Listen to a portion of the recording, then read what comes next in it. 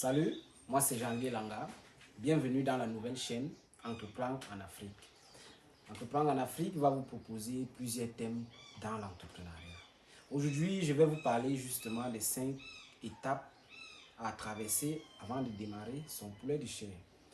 La première étape dont je vais vous faire, je vais faire part de la sélection, du choix des races de poulet de chair. Il y a la race qu'on appelle le COP 500, il y a le Rose 308.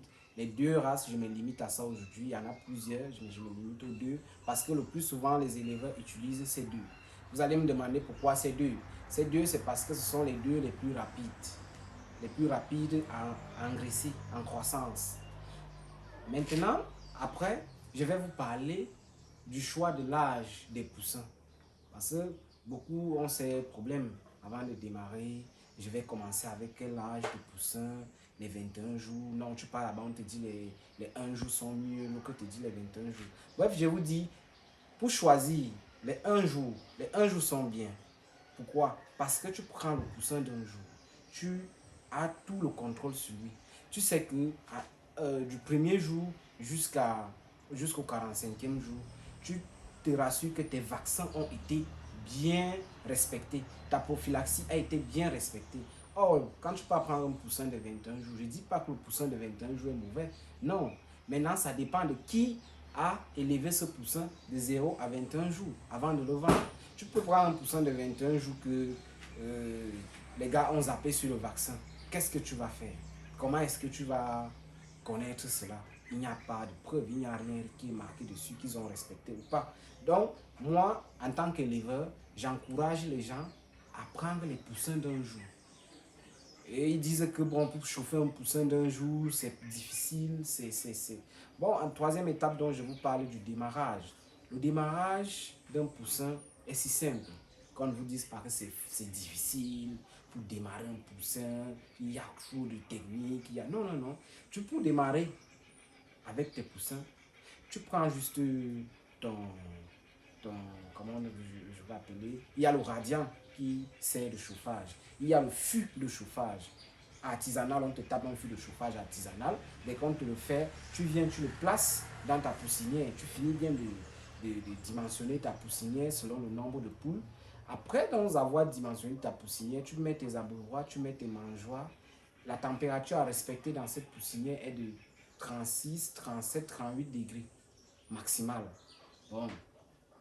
Ça, pour plus de détails, vous aurez dans les prochaines vidéos. Donc, vous pouvez déjà commencer à vous abonner à la chaîne Entreprendre en Afrique et cliquer sur la cloche de notification pour recevoir les news dans les prochaines vidéos. En quatrième position, je vais donc vous parler de l'engraissement quand tu as déjà démarré ton poulet de chair en phase de démarrage qui est de 0 à 21 jours. Maintenant, tu vas passer à la phase croissance, comme ça qu'on l'appelle le plus vulgairement. En phase croissance maintenant, sachez d'abord que l'aliment, c'est 90% de réussite dans l'élevage. Si ton aliment a été mal formulé ou ça n'a pas été bien dosé, vous aurez justement les pertes. Vous aurez des pertes, vous n'aurez pas le résultat qu'il faut. Ouais. Donc, rassurez-vous que l'aliment que vous aviez pris, c'est l'aliment de bonne qualité.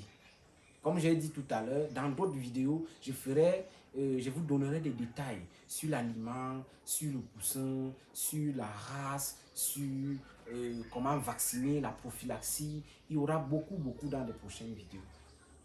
En quatrième étape aujourd'hui, donc je vous parle aussi de... En quatrième étape, j'ai parlé de l'engraissement, bien sûr. Maintenant, en cinquième étape, je vous parle de la finition. Voilà.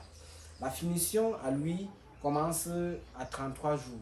À 33 jours, vous donnez le vermifuge qu'on donne souvent à 33 jours pour les déparasiter.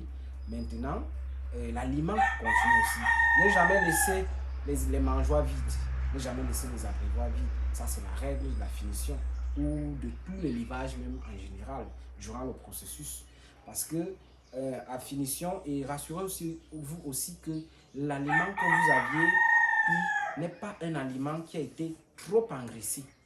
Parce que s'ils portent plus le poids, ils ne vont plus tenir sur leurs jambes, sur leurs pieds, comme on dit souvent. Ils seront en surpoids. S'ils perdent le poids, il y aura des pertes. Ils vont mourir. On va perdre beaucoup de poulets. Donc, rassurez-vous que en phase finition, celui qui vous a donné l'aliment, ou c'est vous-même qui avez formulé l'aliment, que l'aliment là a été bien formulé. Donc jusqu'à aujourd'hui, je vais vous laisser. Abonnez-vous à la chaîne pour avoir beaucoup plus de news dans les prochaines vidéos. À très bientôt.